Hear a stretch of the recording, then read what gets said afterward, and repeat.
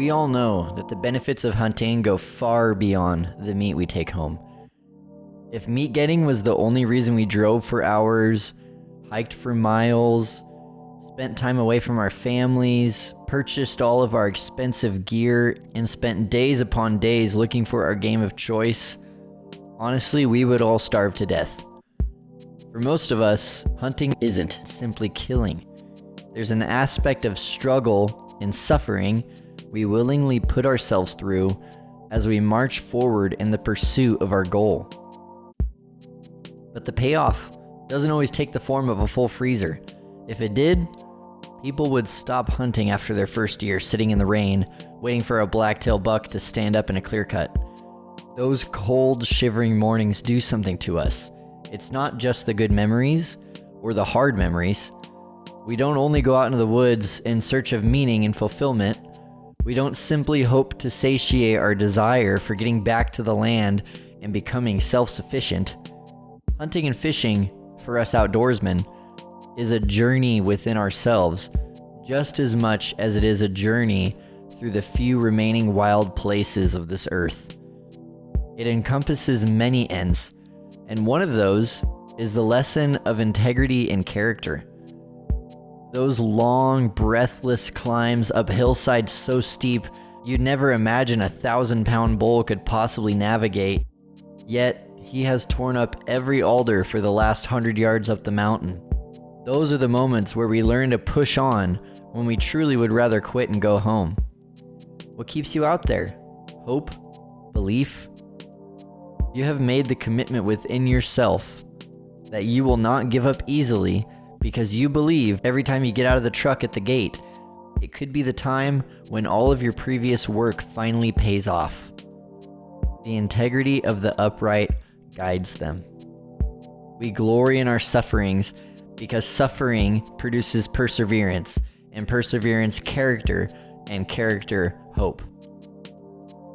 For most of us, the woods are our solitude. As a young man, solitude is much appreciated, but it can be dangerous. What if the person I have been in public is just a facade? Who am I really when the lights are turned off? Every person asks themselves these questions, but the outdoorsman gets to put himself to the test frequently to find out who he is when there's no one around. Will you go that extra mile beyond what you had planned to go? Will you stay until after shooting light so that you have to walk back through the woods late at night?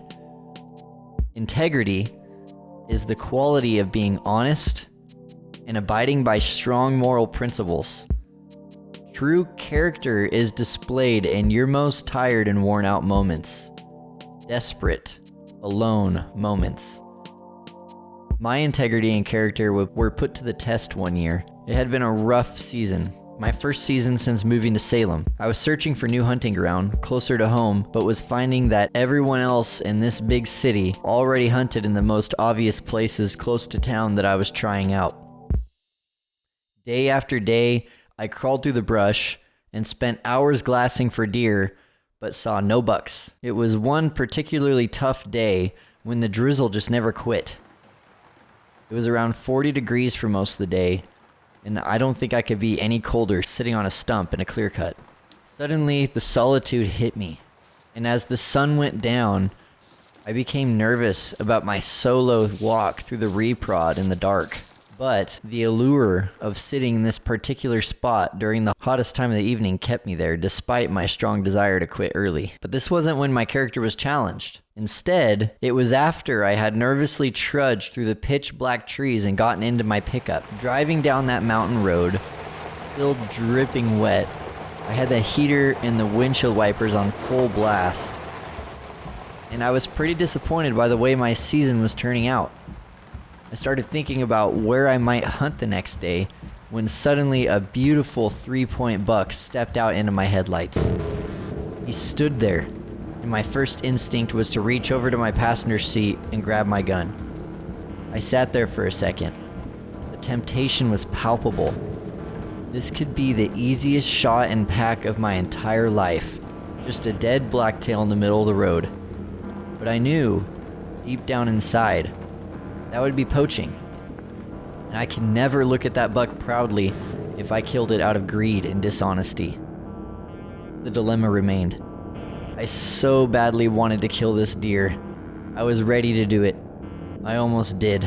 I had hunted for days and days without even seeing a spike, and this buck's antlers kept getting bigger every time I looked at him.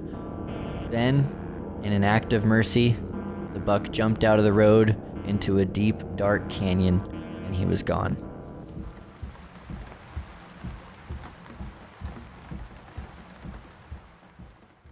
Now, we have all met those who are quick to cheat. They take what isn't theirs. They do things the easy way. Spotlighting, road hunting, hunting out of season, or trespassing on private property.